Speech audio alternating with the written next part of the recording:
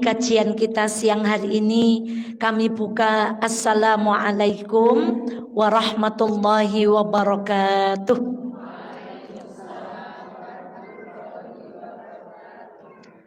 Alhamdulillahi rabbil alamin.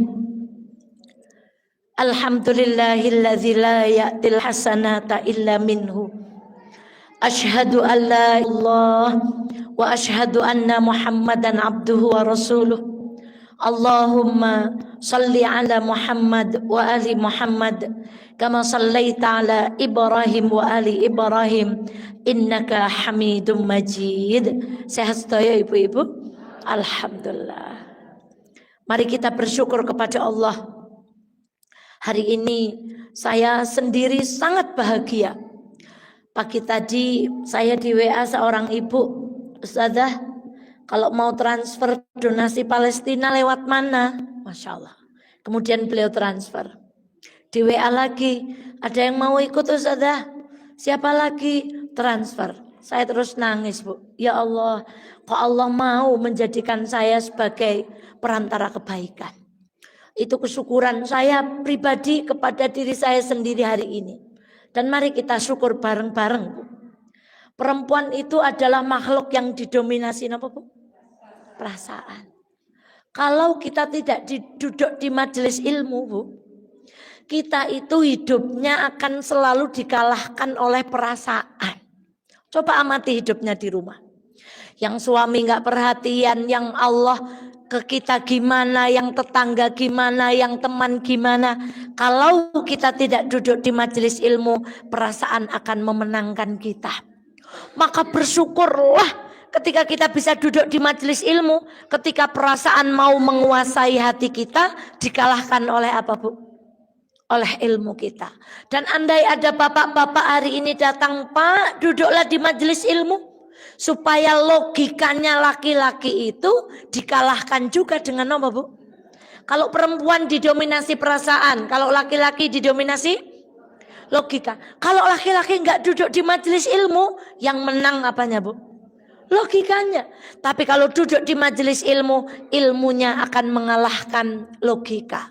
Maka mari kita syukuri ya Allah, duduk kita di majelis ilmu ini, semoga lambat laun, hari, minggu, bulan, perasaan-perasaan kita didominasi oleh ilmu yang berasal dari Al-Quran dan hadis dan membimbing kehidupan kita kepada keberkahan Allah Subhanahu wa ta'ala. Dan ibu bersyukurlah, insya Allah selama kita duduk di majelis ilmu, kita akan menjadi wasilah kebaikan. Kalau tadi syukur Mbak Eva sendiri, hari ini rupiah demi rupiah yang ibu masukkan ke kotak itu, Masya Allah, semuanya untuk kegiatan dakwah. Itulah wasilah kita. Semoga sekali lagi Allah ridha kepada kita semuanya. Shalawat dan salam semoga senantiasa terlimpah kepada baginda Muhammad Sallallahu Alaihi Wasallam. Nate lewat kuburan, Bu. Lalu ibu-ibu kita bercerita kue kuburane Mbah Kie. Yang kita belum pernah lihat orangnya, yang kita nggak tahu wajahnya seperti apa, tapi kita tahu bahwa itu adalah kuburan simbah ini. Pernah, Bu? Dan kemudian setelah 20 tahun kemudian kita hidup, kuburannya masih di mana, Bu? Masih. Berarti hidup di kuburan, di alam berikutnya lebih sebentar atau lebih lama dari kehidupan kita hari ini? Masya Allah. Coba itu yang namanya kalau mau ada acara di Wonosobo, semuanya mengunjungi kuburan pendiri Wonosobo. Sudah berapa puluh tahun. Berarti apa? Hidup kita di bawah tanah lebih lama dari hidup kita di atas tanah. Itu yang harus kita sadari, Bu. Bahwa kita akan lebih lama lagi hidup di bawah tanah. Dan tidak ada yang menerangi kecuali amal solih kita. Maka ya Allah, semoga duduk kita setiap Senin sampai Ahad, kita duduk di majelis ilmu yang kita minta ya Allah jadi amal yang besok akan menerangi kehidupan kita di bawah tanah insya Allah.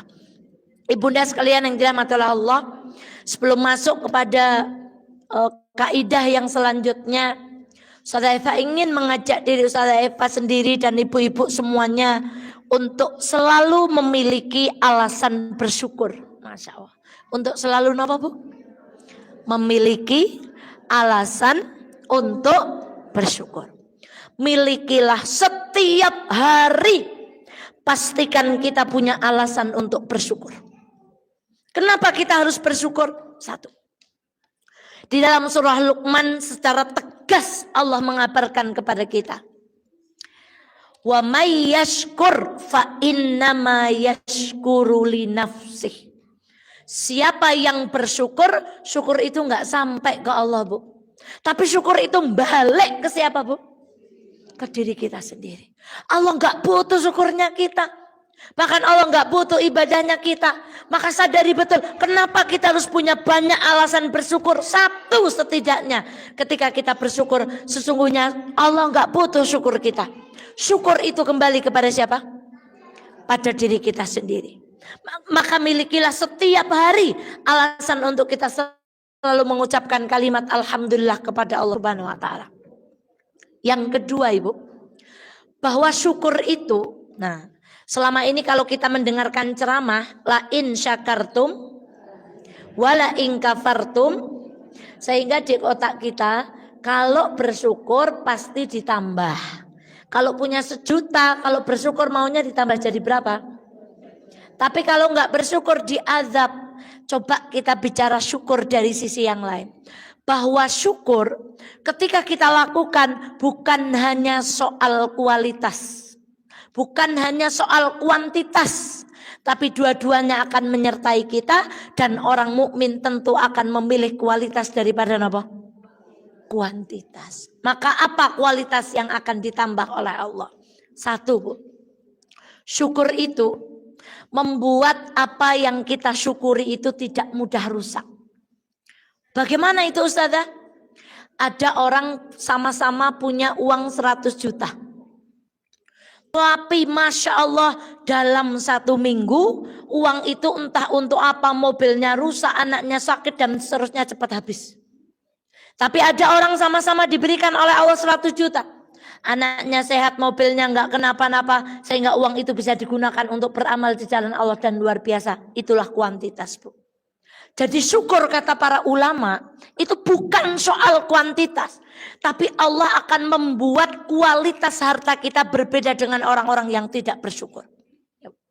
Allah akan membuat yang kita syukuri itu kualitasnya berbeda dengan orang-orang yang tidak mensyukuri nikmatnya. Contoh, bahasa yang sangat sederhana dan berapa kali saya sampaikan. Ibu teng dalem nggih saya, tindak ngaos nggih saya. Tapi kalau kita berangkat ngaji kemudian itu kita syukuri, Allah akan menjaga kualitas tubuh kita Bu. Sehat Bu. Sinasa ngerasakan saya sehat. Kenapa? Ada kualitas yang Allah akan rubah dengan syukur kita. Lalu apalagi kata para ulama, Masya Allah. Orang kalau bersyukur akan lebih sederhana memandang dunia. Jadi kita kalau lihat mobil bagus, rumah bagus, perhiasan bagus, tengah tirau saya berapa Bu? Biasa. Itulah hadiah dari Allah. Ketika kita sudah berusaha dan bisa memandang dunia dengan sederhana, itulah hadiah syukur kita selama ini. Tapi nek tesih weruh niku Masya Allah mer temen jero kepengen kepikiran kasih gawa kelu. Ngertos gawa kelu Bu? Kita suruh montore wong apik begini ngimpi kasih gawa kelu nunggang motor. Nah itu belum disederhanakan keinginannya sama Allah. Tapi kalau lihat apa-apa kok, alah cuman dunia begitu Bu. Maka ibunda itulah hadiah Allah yang kedua yang bentuknya kualitas. Apa kualitasnya? Hati kita akan dirubah Allah menjadi hati yang berkualitas ketika memandang dunia menjadi nopo? Sederhana. Lalu apalagi hadiah kualitasnya? Selama ini kita berpikir orang yang celaka itu orang yang minum, orang yang zina. Lupakah kita pada satu ayat? Wailul likulli humazatil. Coba apa lanjutannya? Alladzi jama'a ma. Nopo artine? Ciloko. Wailun likulli humazatil lumazah, pengumpat dan pencela. Siapa mereka? Alladzi jama'a ma lawa addatah. Wong sing nglumpukke bondo lebare ditung terus. Lalu apa yang akan diberikan Allah ketika kita bersyukur? Alhamdulillah, kita nggak akan menghitung-hitung yang dimiliki kita itu apa aja, Bu. Jadi kalau hari ini kita selalu ngontrol saldo. Wah, wingi 10 siki 10,5, ngesok 11, ngesok maning 11,5, berarti kita belum masuk golongan orang yang bersyukur. Karena kata Allah, kalau kita syukurnya sudah lurus, kalau kita syukurnya sudah benar, kita akan dibebaskan dari menghitung-hitung harta. Jadi yang aslinya dua apa baik sih, bro, orang ngerti. Saya aslinya punya apa aja, nggak kepikiran. Pokoknya semoga pas butuh Allah.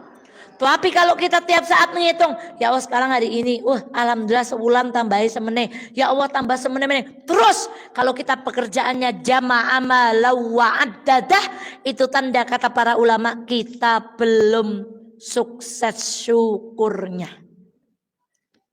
Kemudian apa hadiah dari kualitas yang ditingkatkan itu?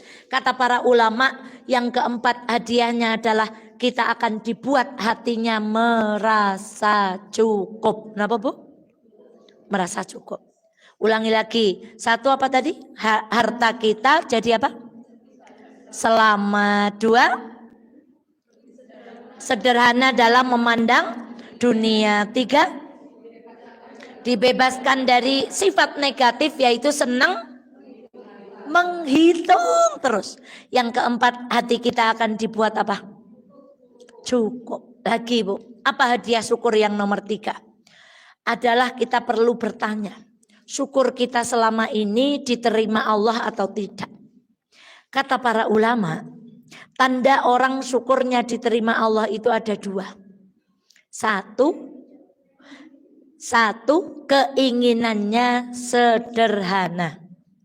Ada orang punya rumah di kota, pengen punya rumah di desa. Sudah punya rumah di desa, pengen punya rumah di pinggir telaga. Sudah punya rumah di pinggir telaga, nanti di tengah laut, tetanggaan sama Nyai Roro gitu. Itu manusia tuh nggak ada puasnya, Bu.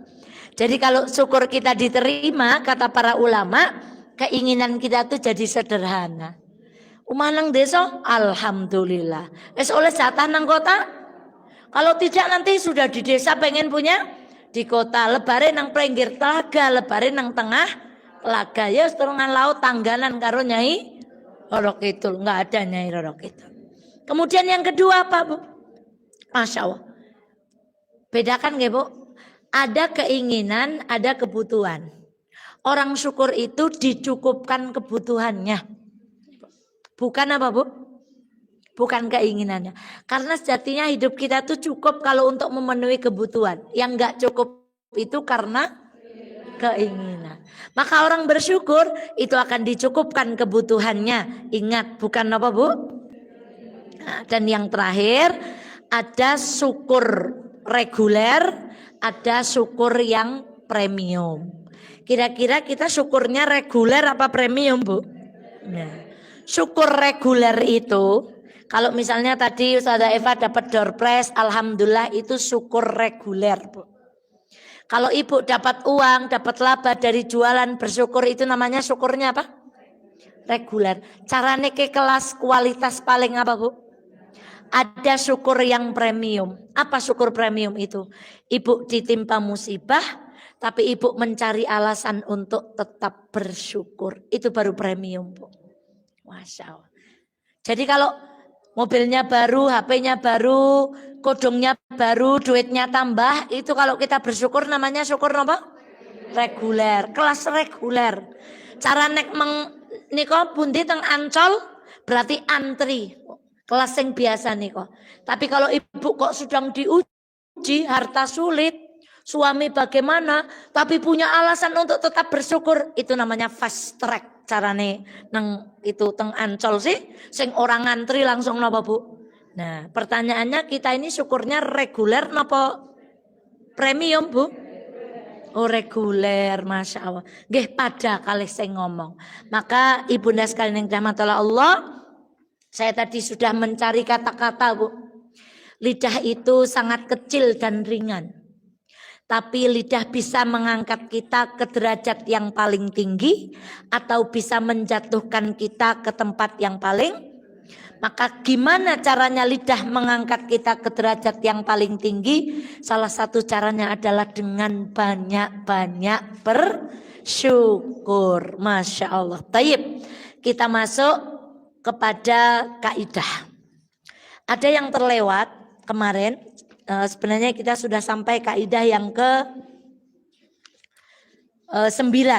Tapi ada yang terlewat kemarin, yaitu kaidah yang kedua, yaitu satu kaidah dari Rasulullah yang berbunyi man ahdatsa fi amrina hadza ma laisa minhu fahuwa raddun. Barang siapa membuat perkara baru dalam agama kami ini, yang perkara ini bukan bagian dari agama, maka tertolak. Nah, kalau yang kemarin ngaji di Anissa berarti kita nyambung, Bu. Di antara perangkap setan, setelah setan itu jebak dengan kekafiran, lulus. 2, dijebak dengan kesyirikan, lulus. 3, setan akan menjebak kita dengan apa, Ibu kemarin? Perbuatan bid'ah.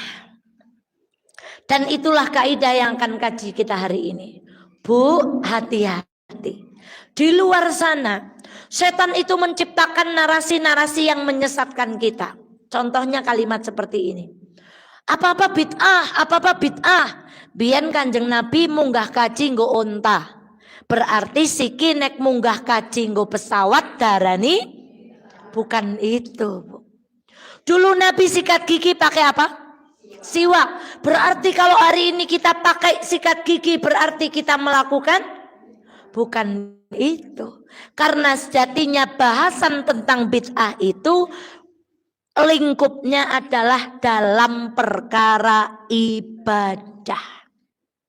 Maka kata Rasulullah sallallahu alaihi wasallam, "Man ahdatsa fi amrina hadza ma laisa fihi fahuwa raddun."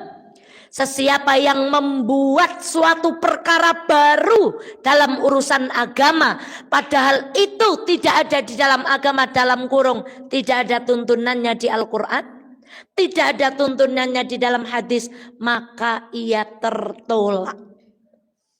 Kenapa menjadi bahaya? Kenapa menjadi perangkap setan yang ketiga? Nomor 1 apa tadi? Kesyirikan. Kafir dulu. Nomor 2 kesyirikan. Nomor 3 kita dijebak apa? Karena orang yang melakukan ibadah nggak ada tuntunannya, itu ngerasanya ibadah, Bu. Lu nyong lagi ibadah, Kak. Lu nyong gawe apik kok. Iya. Perasaan kita baik, tapi sayang itu tidak ada landasannya dari Al-Quran dan apa? Maka kata Rasulullah yang kita pelajari hari ini, segala sesuatu yang tidak ada tuntunannya, gak dapat apa-apa, gak ada pahalanya, bahkan ditolak oleh Allah Subhanahu wa Ta'ala. Maka ibunda sekalian yang dirahmati oleh Allah, mari duduklah di majelis ilmu. Supaya kita tahu mana yang ada tuntunannya dan mana yang tidak ada tuntunannya. Hari ini begitu larisnya aliran sesat di Indonesia, Bu. Ya, nak pembuatan, Bu. Berapa kali saya contohkan yang gua tembus ke Mekah, Masya Allah. Kemudian kalau mau dapat berkah dari gurunya, ibu datang ke gurunya, mulutnya dibuka, kemudian gurunya ngidoni, tahu Bu? Nah itu kalau mau dapat berkah, ibu melompong begini. Nanti sama Ustazah Eva tak idoni bah gitu, Bu, Mas Awal. Dan itu laris, Bu. Maka Masya Allah, saya kemarin terakhir membaca buku Ustadz Abu Basam Umar Mita. Judulnya Fitnah Akhir Zaman. Ya Allah, astagfirullahaladzim. Kalau kita ngadepin yang begitu-begitu aja nggak bisa selamat, bagaimana besok mau menghadapi fitnah Dajjal? Kalau kita nggak bisa membedakan mana yang ditontonkan, mana yang tidak, bagaimana kita mau menghadapi fitnah yang lebih besar lagi? Maka sekali lagi, jangan itu apa, Bu? Bukan, itu bukan urusan ibadah. Urusan muamalah itu manusia boleh berkembang. Tapi urusan ibadah itu sudah ada paketnya. Contoh, ibu cek. Mbak Dina, Bu Camat, kita pernah sekolah di luar negeri. Saya yakinnya. Di luar negeri sebonafit apapun perusahaan, nggak ada perusahaan ngatur karyawan sampai kalau wawi harus pakai tangan kiri. Ada Bu? Di dalam Islam diatur nggak? Kalau wawi pakai tangan apa? Masuk kamar mandi? Ada nggak perusahaan ngasih bonus sesiapa karyawan yang masuk kamar mandi dengan kaki kiri dan wawi dengan kaki kiri, lalu keluar dengan wawi dengan tangan kiri, lalu keluar kamar mandi dengan kaki kanan, maka dia akan mendapatkan bonus akhir tahun. Ada Bu? Tapi dalam Islam orang masuk pakai kamar mandi pakai kaki kiri dapat apa? Pahala. Mengikuti sunnah Nabi wawi dengan tangan kiri dapat apa? Mengikuti sunnah Nabi keluar kamar mandi dengan kaki kanan dapat apa? Bayangkan. Masa urusan WC saja diatur, urusan ibadah tidak? Maka ibunda, kalau yang berkaitan angka, ini banyak sekali SMS, biasanya ujungnya begini. Siapa yang menyebar ini 100 kali, maka dia akan mendapatkan keberuntungan. Siapa yang membaca ini, barang siapa tidak menyebarkan ini, maka dia akan mendapatkan. Sekarang tentang bilangan Bu. Ya, Bu. Kalau kita habis sholat baca subhanallah berapa kali? Alhamdulillah. Takbir.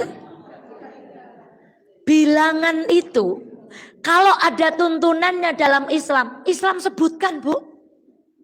Kalau tidak ada bilangan tertentu, maka jatuhnya bebas, tidak dibatasi. Tapi kalau kita ibadah kok terus dibatasi, misalnya kamu kalau menyebarkan SMS ini 100 kali, maka hidupmu akan beruntung. Siapa yang membuat angka 100? Kalau kita mencetuskan angka-angka baru di dalam ibadah, sebenarnya secara tidak langsung kita sedang matur, oh Nabi mbiyen kelalen ya, kasih orang ngendika berapa jumlahnya.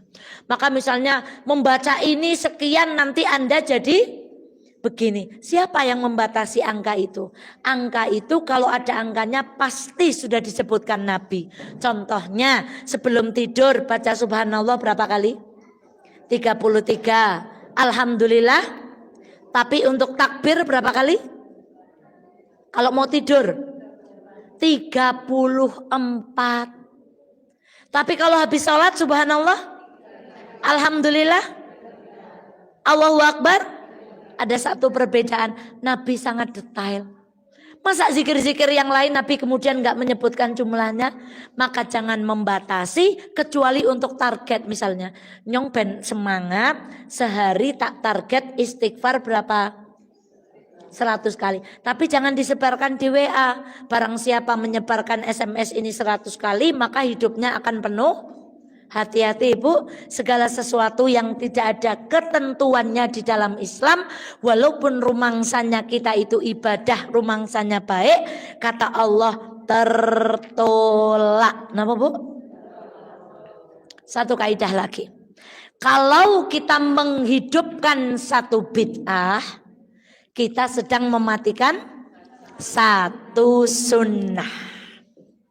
Apa hukumnya orang mematikan satu sunnah Bu? Sunnah kok dimati-matikan. Padahal kita diminta untuk apa? Menghidupkan sunnah. Contoh mematikan sunnah. Ibu kalau malam Jumat, hari Kamis sore sampai Jumat asar kita disunahkan membaca surat apa?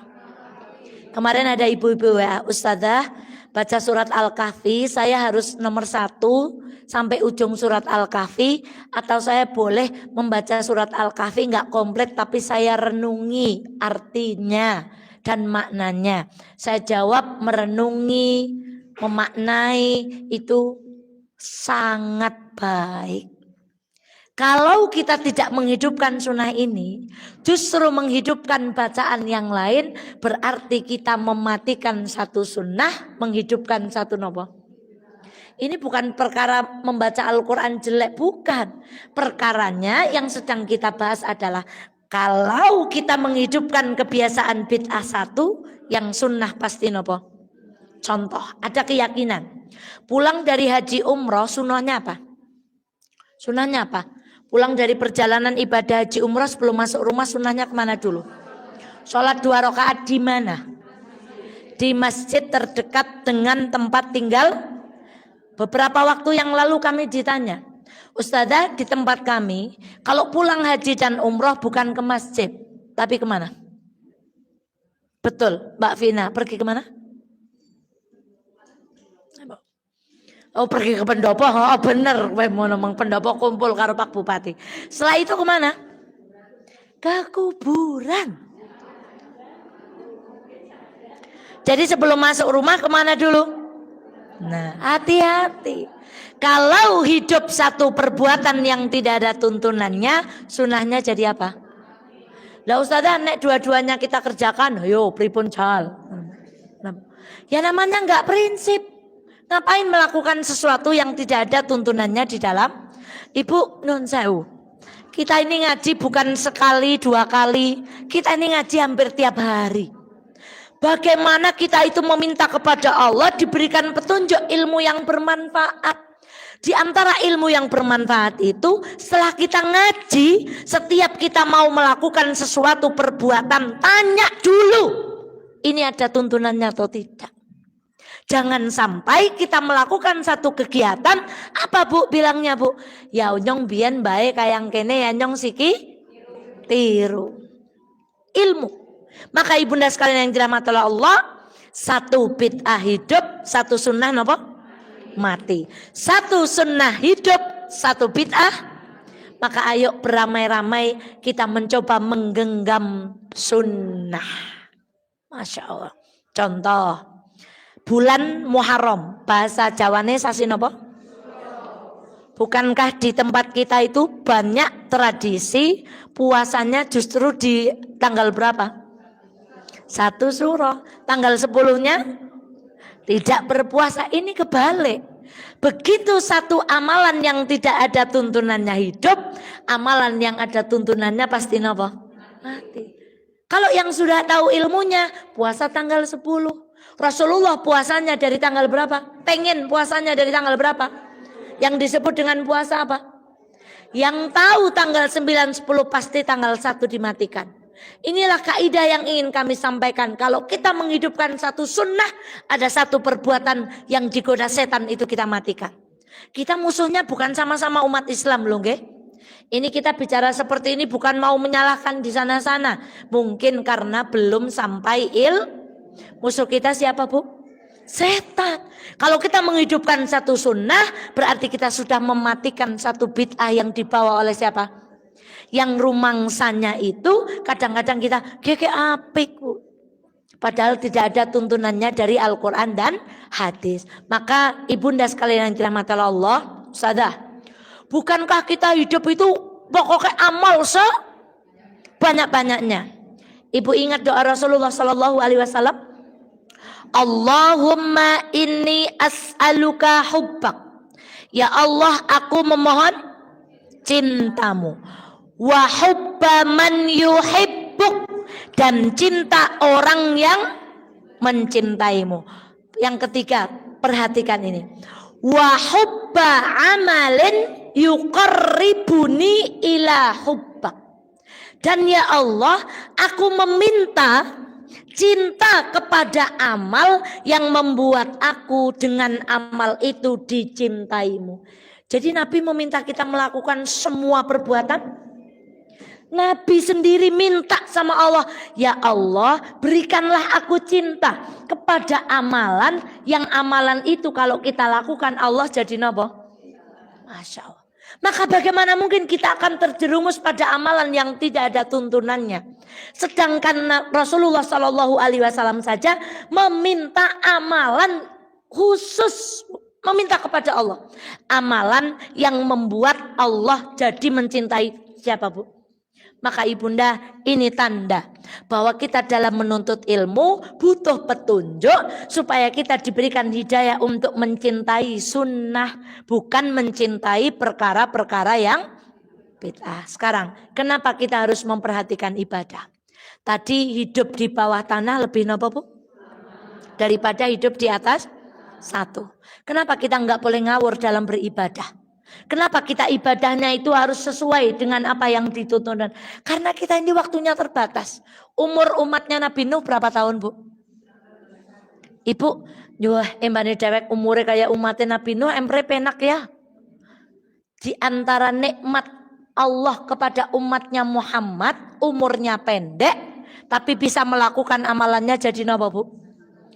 Memang kita berpikir, lah nek yang umurnya kayak umatnya Nabi Nuh penak banget ya, menangi canggah, menangi udak-udak. Lah sekarang umur 40-50 tahun aja tadi, munggah tangga wes. Lah kalau dijadikan umurnya 600 tahun gimana Bu? Maka di antara nikmatnya umatnya Muhammad itu umurnya pendek tapi amalannya. Kenapa kita harus beramal itu meleh? Kenapa amalnya itu harus yang bagus? Karena kita usianya pendek. Belum dikurangi tidur. Ibu ingat kan?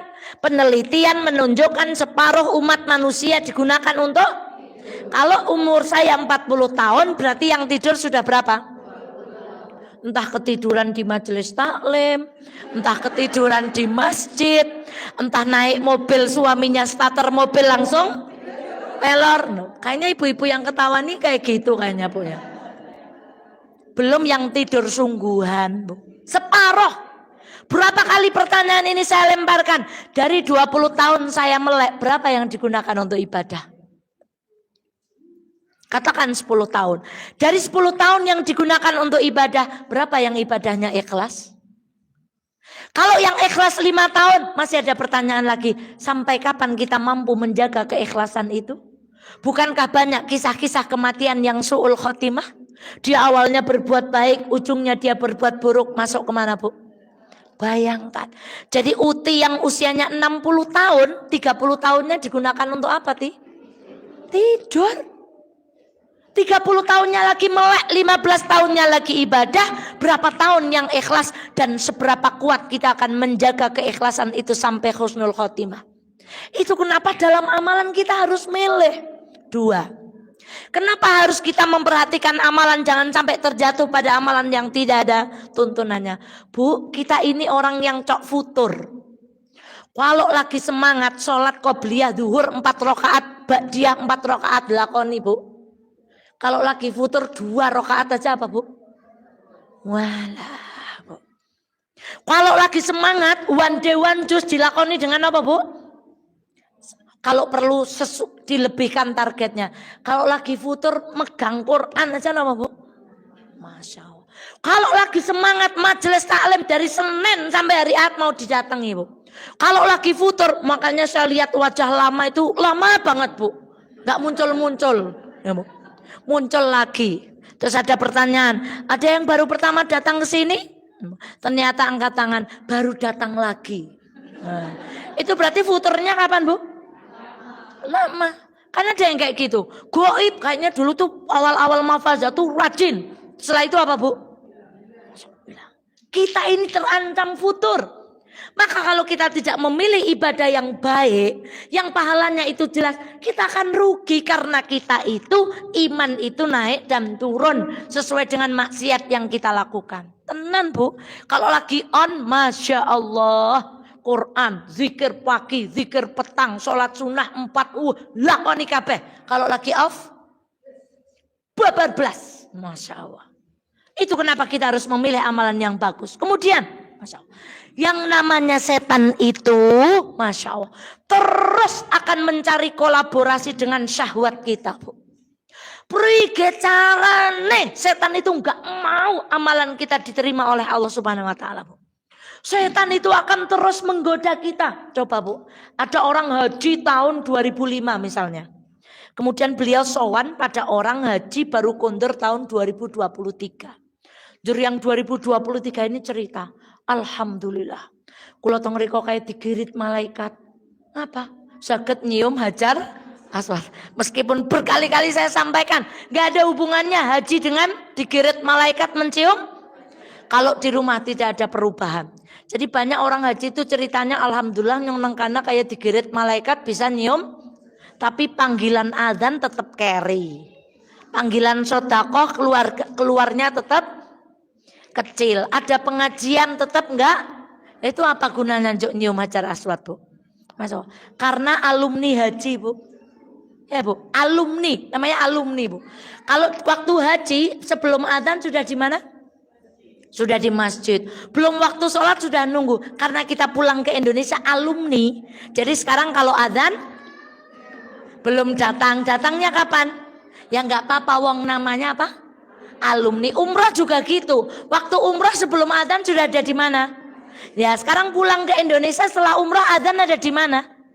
Ya nggak apa-apa, wong namanya alumni. Ngeten Bu? Masya Allah. Maka ibunda, orang yang nilai orang haji tadi sebenarnya sudah diempet Bu. Nggak pengen cerita sudah diempet. Karena ketemu jamaah haji 2023 cerita kayak 300 apa namanya Bu?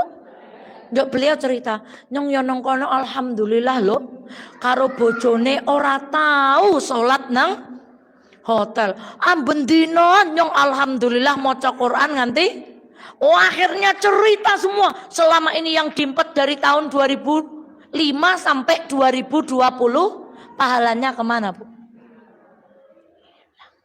Kenapa? Ada perasaan nyong ya kayak deke, palah nyong luweh hebat. Nek deke gur mencium hajar aswad, nek nyong karo bojone meng masjid ora tau keri maca Quran amben. Itu setan sudah bekerja sama dengan syahwat kita Bu. Supaya orang yang dengar ceritanya kita, wala jebulin jenengan ngibadahi luweh njur kene menikmati. Hati-hati. Itu kenapa kita butuh ibadah yang lurus. Dan ingat Bu, Rasulullah itu kalau meminta kita beribadah selalu memperhatikan 3 aspek. Tempat, waktu, dan keadaan.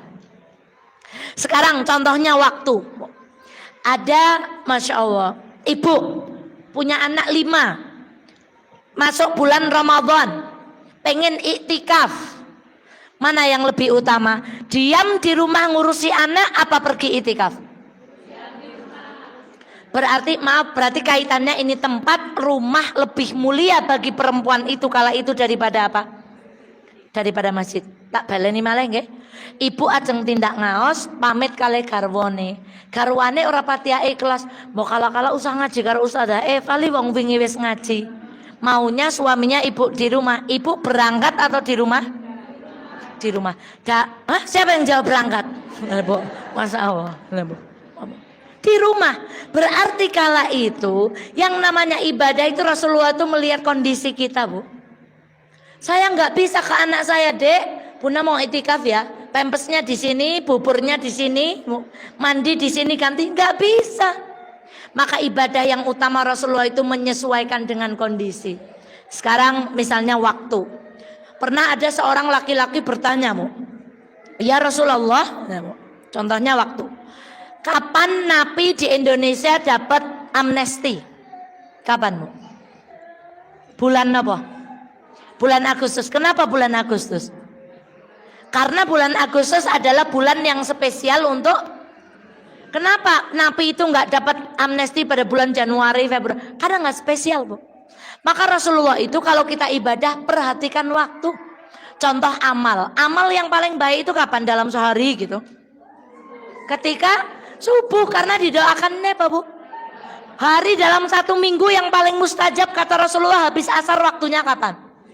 Jadi orang yang cerdas dia akan melihat waktu yang disampaikan Rasulullah kapan terbaik untuk beribadah.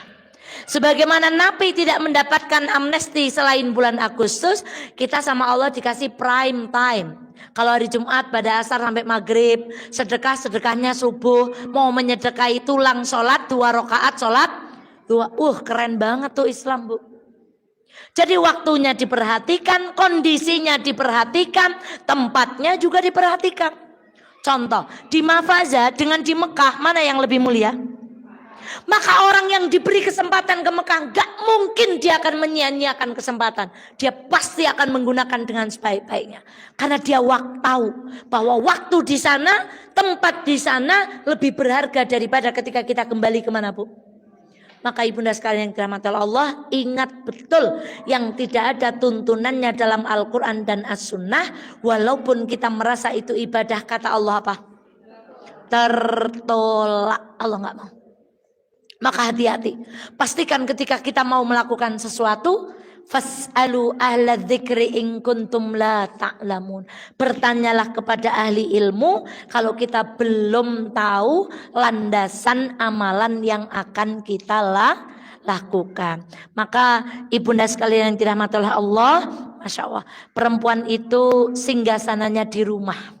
Nah, kenapa kita pergi ke majelis ilmu? Guru saya mengatakan singgasana perempuan itu di rumah, tapi ada mahkota yang ada di majelis ilmu. Maka kita punya singgasana di rumah, tapi kita butuh mahkota yang akan mempercantik kehidupan kita.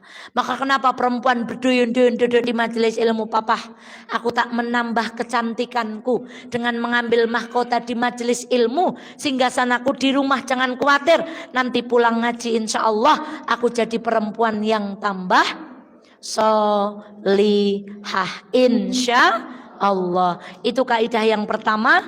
Barang siapa mengada-adakan dalam agama yang tidak ada tuntunannya, maka nopo tertolak.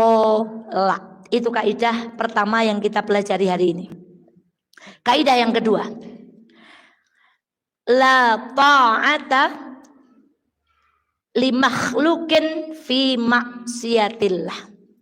Tidak ada ketaatan untuk makhluk dalam perkara maksiat kepada Allah.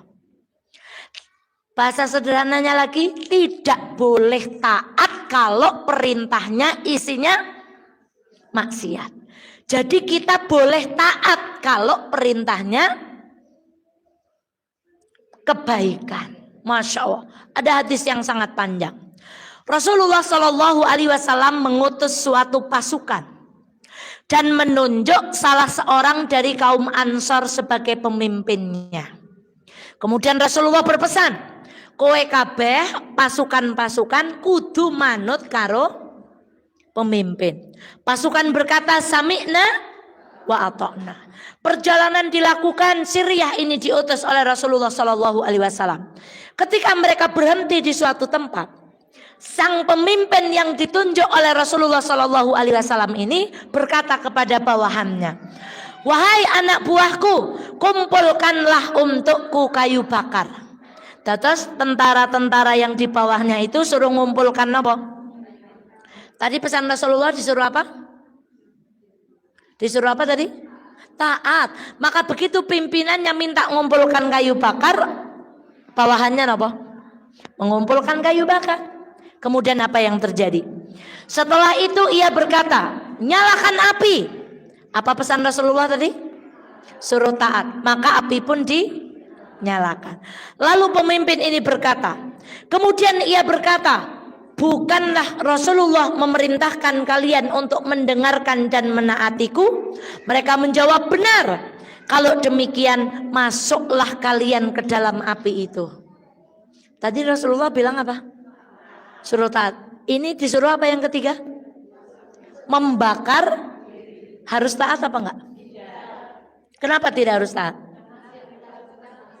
Kan tadi Rasulullah bilang suruh taat. Tapi untuk yang apa jawaban mereka? Wahai pemimpin kami, kami mengikuti Nabi kami karena menghindar dari api neraka. Gitu, Bu. Mereka kemudian marah kepada pemimpin itu. Ketika pasukan itu kembali, mereka mengadu kepada Rasulullah Shallallahu Alaihi Wasallam. Lalu apa jawaban Rasulullah Shallallahu Alaihi Wasallam? Seandainya mereka masuk ke dalam api tersebut, niscaya mereka tidak akan keluar darinya. Maksudnya ya celaka, ya terbakar. Sesungguhnya wahai umatku, ketaatan itu hanya dalam perkara yang baik, bukan dalam perkara maksiat. Maka Umar bin Abdul Aziz berkata, taatlah kalian kepadaku selama aku taat kepada Allah. Jika aku durhaka kepada Allah, maka kalian tidak wajib taat kepadaku. Itu Umar bin Abdul Aziz. Sekarang kisah Imam Ahmad bin Hambal. Pada masa Imam Ahmad bin Hambal hidup, seorang penguasa memaksa beliau untuk mengatakan bahwa Quran adalah makhluk. Sementara ahli sunnah wal jamaah kita yakin bahwa Quran itu adalah kalamnya siapa? Tetapi penguasa kala itu memaksa Imam Ahmad bin Hambal untuk mengatakan bahwa Quran itu apa? Makhluk. Maka apa yang dilakukan Imam Ahmad bin Hambal? Menolak, dan akhirnya beliau dipenjara. Inilah yang nanti kisah ketika kita membahas tentang keluarga. Imam Ahmad bin Hambal itu istri pertamanya meninggal. Kemudian beliau menikah lagi, ditawari seorang gadis dengan perempuan bermata juling. Kalau ibu milih yang mana? Laki-laki perjaka atau laki-laki bermata juling, Bu? Laki-laki? Maka beliau memilih perempuan yang keadaannya tidak sempurna ini. Tapi ketidaksempurnaannya ini justru dibuktikan ketika beliau di penjara. Kemudian beliau melahirkan seorang anak, dididik dengan baik. Setelah itu dialah putra satu-satunya yang menggantikan kedudukan Imam Ahmad bin Hambal dalam hal keilmuan. Jadi apa, Bu? Saat menikah tidak melihat fisik, yang dilihat adalah agama dan kelebihan. Itulah hadiah yang Allah berikan. Kembali kepada kaidah ini, beliau rela dipenjara daripada taat kepada pemimpin yang perintahnya apa? Maksiat. Sekarang contoh ini ngetes. Suami kita di rumah, sebelumnya kerjanya di luar, lagi pulang hari Senin.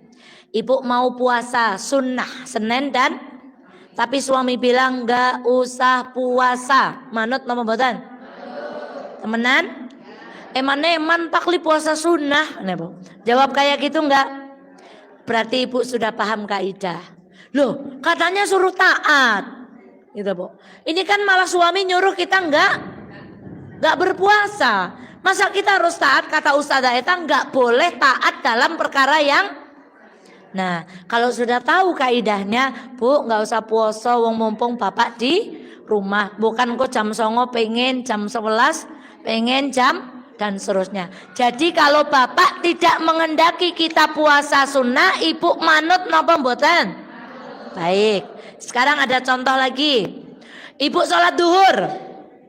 Assalamualaikum warahmatullah. Assalamualaikum warahmatullah. Harusnya kita setelah itu melaksanakan sholat sunnah berapa rakaat? Tapi ibu kita manggil orang semang sembayang sunnah yo, selak arep udan ibu jujukna meng pasar. Manut nama mboten? Sing jawab mboten angkat tangan. Sing jawab manut angkat tangan. Dene kok manut ngono rawani angkat tangan janjane prige, Bu? Jawabannya apa? Manut. Apakah itu maksiat? Tidak. Dalam. Ya, sini. Ya. Ibu, itu contoh. Jadi sholat sunnah kita gugurkan demi memenuhi panggilan siapa, Bu? Nah, maka ibunda sekalian yang dirahmati Allah, contoh ketiga. Apa? Oh, bukain permen. Dapat permen dari siapa ini? Waduh-waduannya. Oh, ada ingusnya ya, Bunda nggak bawa tisu ya. 1, 2, dah kesana lagi sekarang. Ya, dek, umbelnya dilap pakai jilbab nggak apa-apa. Mas, sini nggak apa-apa. Sini umbelnya dilapin Bunda. Dah sana, main lagi. Pertanyaan ketiga, ada ibu menyuruh menceraikan istrinya tanpa sebab. Pokoknya bojone dheke kudu dipegat. Ditaati apa tidak? Tidak. Kenapa? Karena nggak ada alasannya. Syariat apa nggak ada alasannya. Maka ibunda sekalian yang dirahmati Allah, kata Syekhul Ibnu Taimiyah, dia tidak boleh menceraikan istrinya, namun harus tetap berbuat baik kepada ibunya. Sekarang kalau ada ibu bilang begini, kamu nggak usah ngaji, ngapain ngaji terus? Apa yang harus kita lakukan? Manut atau tidak? Ibu berkata, aku sedang menuntut ilmu, sedangkan ibuku melarangku. Apa yang harus aku lakukan? Kata Imam Ahmad, bujuklah dan buatlah dia ridho, jangan engkau berhenti menuntut ilmu. Jadi ibu tetap dirayu, kita nggak boleh stop menuntut ilmu. Ibunda, kaidah inilah yang banyak kita belum paham. Sehingga banyak perempuan kenapa? Basah. Waduh, kenapa jatuh di mana? Oh ya udah nggak apa-apa, lanjutkan. Ya, asik. Lapor celananya basah jatuh di mana? Enggak, tapi main prosotan. Ya, lanjutkan, Ibu.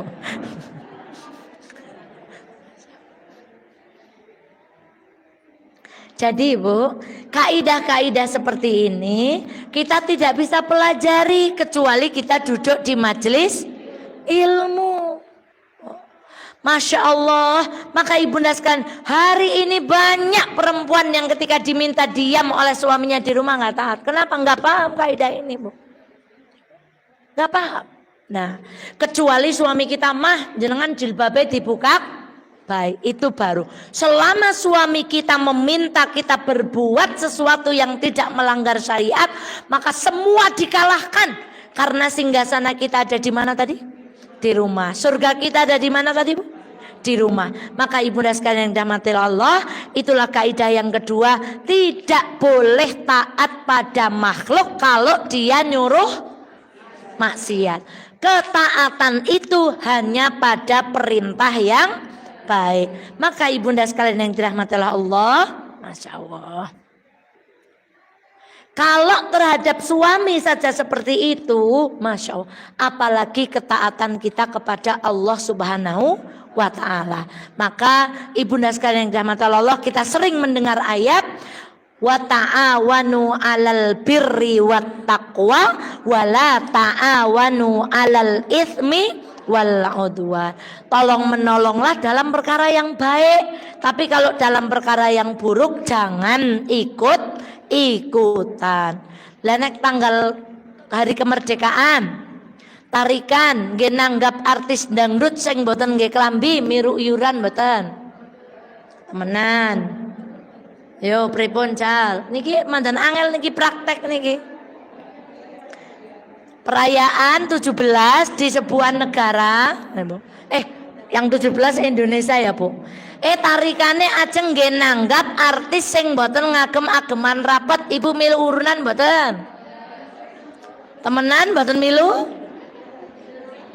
Pripun carane? Bu, ngeten Bu carane, Bu. Kalau saya, Bu, ada tarikan yang jelas untuk seperti itu, bilang begini. Saya ikut iuran tapi bukan untuk acara itu ya. Saya ikut iuran untuk konsumsi atau untuk lomba PKK-nya. Hujan-hujan di luar. Ya udah sana nggak apa-apa. Nanti di mobil ada ganti soalnya. Ya. Bawa salin. Mobilnya kan kayak lemari, Bu. Pampers, jungkat tahu, Bu? Sisir dan seterusnya komplit, Masya Allah. Maka ibunda caranya saya nggak ikut yang buat ini loh ya. Saya ikut iuran untuk lomba masak PKK misalnya. Saya ikut iuran untuk dukung Bu Camat Kalikajar menghidupkan desa hijau misalnya. Jadi ketika kita memberikan kepada yang nari iuran itu, kita akadkan dalam rangka berhati-hati kepada Allah, dan kita sudah mencegah dari nopo? Dari awal supaya uang kita tidak digunakan dalam rangka menyokong perbuatan yang nopo? Yang boleh. Angel nopo gampil sing niki? Angel banget nopo pol angele. Lah nggih, mulane swarga niku mboten gampang. Pol angele kados niki teng masyarakat. Kalau kita tidak jadi umum batire dunekna wong mboten ya mencen calon ahli surga niku mboten umum, Bu. Mboten umum. Liyane lenggahan ibu ngaos, liyane artone nggih foya-foya ibu nggih amal, liyane mboten maos Quran pancen penghuni surga niku mboten napa? Mboten umum, Bu. Nek umum-umum, nah kata Quran, kalau kita mengikuti yang umum-umum maka banyak yang tersesat. Nah itu kaidah yang kedua, tidak boleh taat dalam perkara maksiat. Kaidah yang ketiga terakhir, sudah 2:30. La dharara wala dhirara. Tirukan, Bu. La darara wala dirara. Artinya tidak boleh membahayakan diri sendiri dan tidak boleh membahayakan orang lain. Nah, apa kaidah itu? Masya Allah. Kata Imam Asy-Syatibi, larangan membahayakan diri sendiri dan orang lain itu tersebar dalam syariat seluruhnya, baik dalam kejadian-kejadian parsial atau dalam kaidah yang universal. Tidak boleh membahayakan diri sendiri dan tidak boleh membahayakan orang lain. Apa maksud dharar yang pertama? La dharara wala dirara. Apa itu dharar? Nah, dharar itu perbuatan kita itu berbahaya. Sedangkan dirar, gara-gara kita melakukan sesuatu orang lain kena apanya? Kena imbasnya. Maka dalam Islam nggak boleh seperti itu. Contoh sekarang kaidah yang pertama. Kenapa dulu kita membahas yang namanya sepatu nopo? High heel. Nah, sehingga di dalam beberapa tayangan itu orang pakai sepatu sampai nopo, Bu? Saya tanya, yang cok ngagem sepatu high heel lebare awake kados nopo? Napa, Bu? Lah kula ora tahu jarene nek sing cok nggo sepatu sing dhuwur awake lebare napa? Berarti itu membahayakan apa? Diri sendiri. Lah aja maning wis awake dhewek nglakoni keajak batire, aja nggo sepatu yang kono, nggo sepatu yang kene wae. Kuwi jenenge wis awake dhewek bahaya malah mengajak orang lain dan contoh-contoh yang lain. Maka bahaya yang untuk sendiri saja tidak diperkenankan, apalagi perbuatan itu menimbulkan bahaya untuk orang lain. Contoh, maaf ini, Masya Allah, Ustaz Eva doakan yang garwonya masih merokok disembuhkan oleh Allah, diberhentikan dari merokok. Tapi caranya gimana, Bu? Caranya gimana, Bu? Ngingatinnya suami yang masih rokok gimana? Orang yang macap apa? Di pinggir rokok itu tulisannya apa? Merokok dapat menyebabkan serangan jantung, impotensi. Orang yang macap apa? Timbang tuku rokok li amur nyekolahna. Saya yakin suami ibu tidak berhenti merokok kalau cara mengingatkannya seperti itu, Bu. Ibu harus punya seni. Papa jane sayang nggak sih sama mama? Meh dijawab jujur apa ora? Wah, kalau digituin gawat ya, Bu. Maunya ibu kalau ibu nanya gitu suami jawab apa? Sayang lah. Kalau jawabannya jujur apa ngapusi? Bu. Wah. Kalau papa sayang coba kurangi Pak rokoknya Pak. Kan mama pengen hidup lebih lama dengan, wah itu laki-laki digituin tuh, Bu. Nah, maka ibunda sekalian yang dirahmati Allah, itu contohnya bahwa merokok itu masuk dalam kaidah ini. Tanya ahli kesehatan bagaimana kondisi paru-paru orang yang, dan dia tidak hanya membahayakan dirinya sendiri, tetapi membahayakan siapa? Orang lain yang ada di sampingnya. Dan ini dalam Islam tidak. Karena apa? Membahayakan diri tok saja tidak boleh, apalagi membahayakan diri plus membahayakan orang lain. Contoh lagi, kaidah ini contohnya diterapkan di dalam wasiat. Misalnya bapak berkata, bocah kae tak tambahi di luar jatah. Jadi ada anak 5, kalau 4 perempuan 1 laki-laki, yang dapat 2 bagian yang mana? Tapi tanpa sebab, kemudian orang tua mengatakan anak wadon sing nomor 4 arep tak tambahi beto karo liyane. Itu enggak boleh. Kenapa? Kedepannya nanti akan menimbulkan apa, Bu? Fitnah yang luar biasa. Maka pastikan wasiat, waris dan seterusnya itu tertulis, terselesaikan dengan jelas. Karena kalau tidak jelas itu akan menimbulkan bahaya di kemudian hari. Contoh, mewasiatkan harta untuk selain ahli waris lebih dari 1/3 sehingga hak ahli waris berkurang. Contoh yang kedua, Ibu punya anak kandung, tapi malah hartanya diwariskan kepada siapa? Kepada anak angkat, contoh, atau kepada orang lain, dan jumlahnya lebih banyak daripada yang diberikan kepada siapa? Itu tidak boleh, karena itu membahayakan, dan di kemudian hari itu semuanya akan menjadi fitnah. Maka ibunda sekalian yang dirahmati oleh Allah, pasti syariat itu dibangun atas kemaslahatan. Maka kaidah ini harus ada dalam kehidupan kita, tidak boleh membahayakan diri sendiri dan tidak boleh membahayakan orang lain. Pun tiga mawon men boten kelalen, kalih wekdalim pun asar. Setunggal napa nembe kaidah? Yang mengada-ada dalam urusan agama maka apa? Tertolak. Yang kedua apa kaidahnya? Tidak ada ketaatan dalam perkara maksiat. Yang ketiga adalah tidak boleh apa? Membahayakan diri sendiri dan tidak boleh membahayakan orang lain. Ibunda, kami tutup dengan kaidah para ulama dulu menuntut ilmu. Saya hari ini bahagia, bersyukur karena ibu dari rumah masing-masing tindak ke sini. Inilah kaidah yang mau diterapkan supaya kita mendapatkan keberkahan ilmu. Tapi ini bukan Ustazah Eta konteksnya, Bu. Ibu, hari ini di YouTube banyak sekali pengajian. Kita mau belajar apapun di HP kita apa? Ada. Tapi ingatlah kaidah dalam menuntut ilmu. Sesuatu yang didapatkan dengan cepat akan hilang dengan cepat. Sesuatu yang didapatkan dengan mudah akan hilang dengan apa? Itulah kenapa kita perlu mencari keberkahan ilmu. Ibu nggak mudah loh datang ke sini. Napa meleh niki kundure pun mikir ajeng pripun, Bu.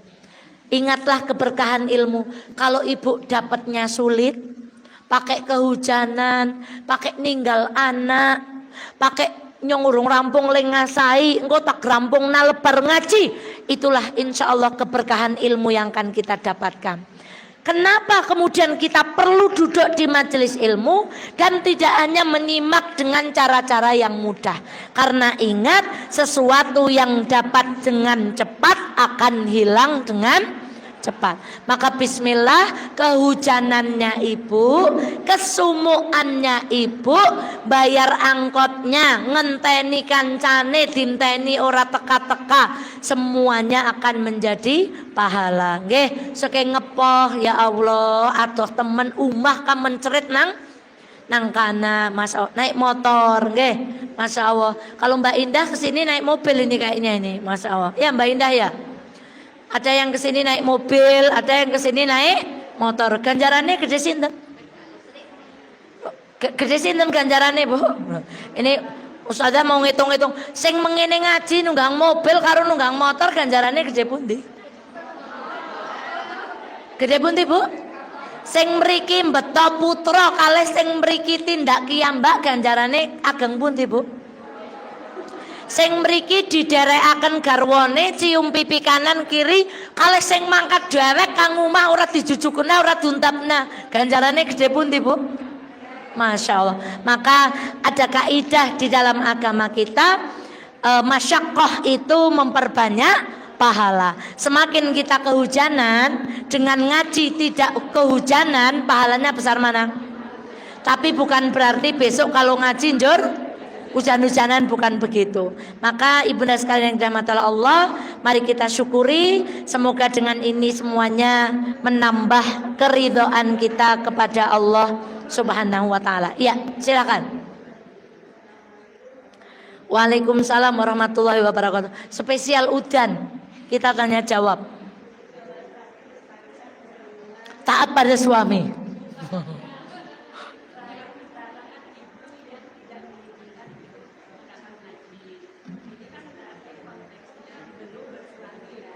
Ya, ya.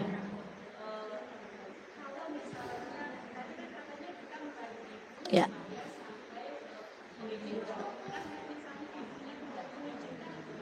Masya Allah.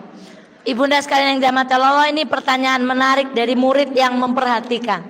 Tadi kan Ustaz Eva memberi contoh. Ibu mau ngaji dilarang sama siapa? Orang tua. Apa yang harus kita lakukan? Rayulah ibu sampai ibu terbuka hatinya, tapi jangan sampai kita stop mencari nopo. Maka dalam hal ini gimana caranya? Dalam konteks kita hari ini konteksnya belum bersuami ya Bu. Karena kalau sudah bersuami, izin kita kepada siapa? Kepada suami. Maka apa yang kita lakukan? Sementara ibu belum mengizinkan kita pergi ngaji, ibu ngajinya lewat nopo? Lewat YouTube atau live stream, sehingga tidak ada pertentangan di antara keduanya. Ibunya terus kita rayu, kita doakan, tapi ibu nggak boleh berhenti mencari ilmu. Karena kalau kita salah memahami kaidah ini, cari Ustazah Eva, selama perintahnya ibu itu pokoknya ditaati, berarti nyong orang ngaji babar blas wong ora oleh. Nah, maka tadi kata imam kita, tetaplah rayu ibu sampai ridho, jangan berhenti menuntut ilmu. Maka caranya bagaimana? Sementara karena ibu belum ridho kita mencari ilmu, ngajilah di rumah via nopo? Via YouTube. Nah, kenapa kalau kita ngeyel Bu? Kalau kita ngeyel nggak ada untungnya. Orang tua kita akan semakin anti kepada kita Bu. Bocah diomongi wong tua ka ora ngandel. Nggo ngapa ngaji nek wong tuane ora ridho. Jadi semakin kita melawan itu menjadi tidak baik. Lebih baik sementara ibu belum meridhoi, kita di rumah mendoakan ibu, merayu ibu, menunjukkan bahwa orang ngaji itu akhlaknya berbah sambil ngaji lewat YouTube. Wallahu taala alam bisawab. Ada pertanyaan lain? Bagaimana kalau suami saya nyuruh saya pakai baju ketat, ditaati apa tidak? Insya Allah semoga tidak ada suami yang seperti itu, nggih Bu, kan doanya begitu. Kalau ada berarti itu ujian, kalau mampu jangan ditaati, karena kaidah tadi mengatakan tidak boleh taat pada perkara Saya pernah didatangi seorang perempuan yang sudah berjilbab, tetapi qadarullah suaminya tidak senang melihat istrinya berjilbab. Sehingga apa yang beliau ambil? Wallahu ta'ala a'lam, beliau memutuskan untuk tidak berjilbab karena suaminya tidak senang. Kalau kembali kepada kaidah ini, maka sebenarnya itu tidak boleh ya Bu. Jadi caranya gimana Ustazah? Kadang-kadang suami kita melarang kita sesuatu itu karena kita tidak menunjukkan sisi positif dari pakai jilbab itu. Contoh, nyong rasa seneng mah nek dek nggo jilbab. Mungkin jilbab kita cara pakainya tidak apa Bu? Tidak luwes. Ngisore abang, dhuwure biru. Wong raine, nah ini Ustazah misalnya ini enggak pas misalnya ya.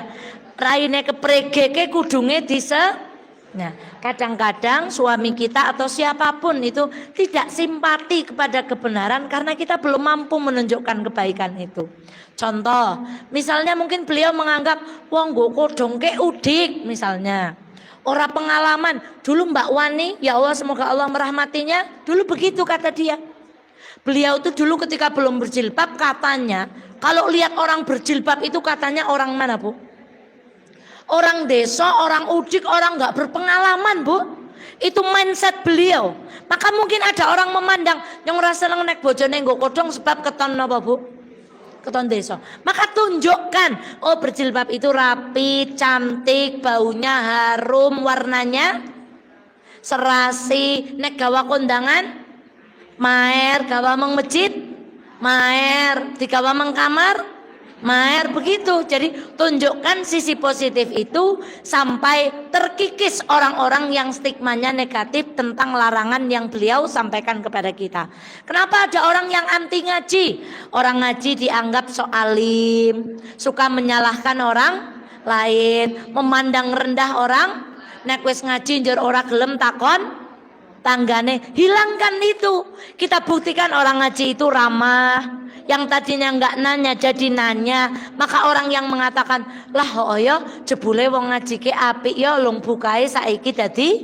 Jangan sebaliknya, barang wis ngaji karo tanggane ora gelem takon, durae tanggane urung gelem ngaji. Itulah sebenarnya kalau mau dikaitkan, Islam itu kadang-kadang tertutup dengan perbuatan orang Islam sendiri. Sebenarnya oknum, bukan Islamnya tapi oknumnya. Wallahu ta'ala alam bisawab. Kita akhiri bersama dengan kalimat alhamdulillah.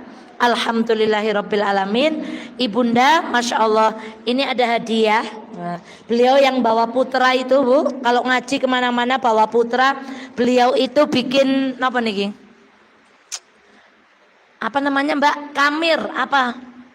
Nah, produksi beliau itu namanya Beljub. Bacanya bener nggak?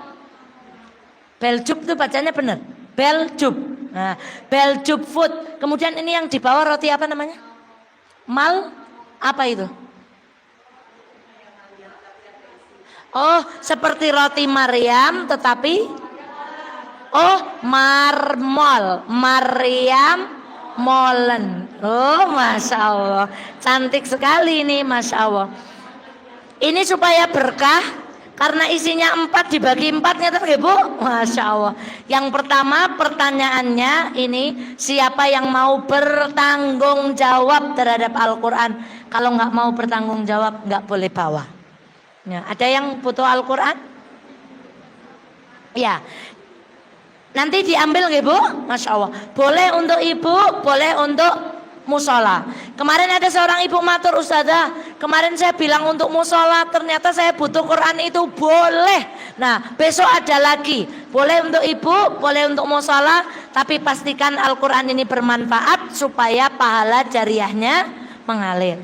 Yang ini tak beri pertanyaan satu aja, nanti boleh bagi-bagi, icip-icip. Namanya apa tadi? Marmol. Maryam molen, masya Allah. Indah sekali namanya. Angkat tangan dulu tapi. Angkat tangan, Bu. Dor. Ngepoh. Ayo angkat tangan dulu. Gampang sekali pertanyaannya. Benar janji Ustazah Eva. Cepat pertanyaannya pol gampang ya. Angkat tangan. Mbak Yuni mana Mbak Yuni? Enggak angkat tangan Mbak Yuni. Angkat tangan ya Mbak Yuni. Ibu angkat tangan Mbak Yuni dulu ya, Bu. Maaf lahir batin. Mbak Yuni sebutkan 3 kaidah yang kita pelajari hari ini. 1. 3 kaidah yang kita pelajari hari ini. 1. Perkara bid'ah. 1, 2.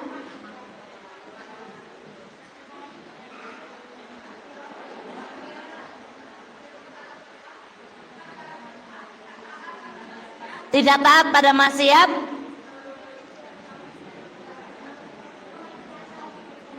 Dar. Kelalen. Ciro. Lu. Patma. Gugur Mbak Yuni. Ayo. Murid teladan sudah gugur. Siapa yang mau menggantikan? Angkat tangan. Oh ibu, tapi pertanyaannya ganti. Oh ya, masa. Sebutkan hadiah syukur dari Allah untuk kita semuanya. 1.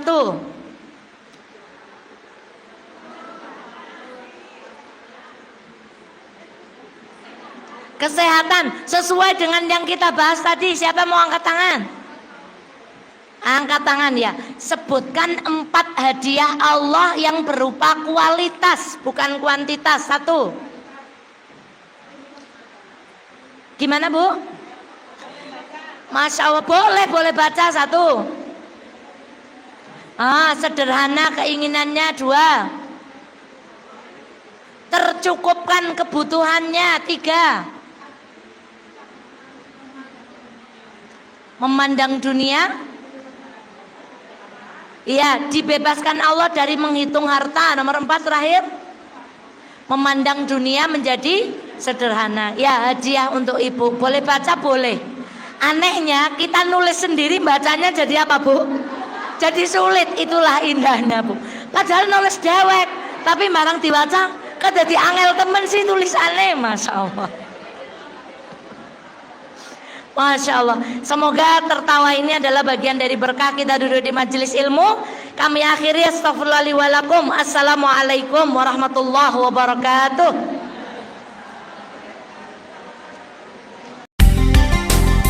98 FM Purnama Sidi Wonosobo, mencerahkan, inspiratif.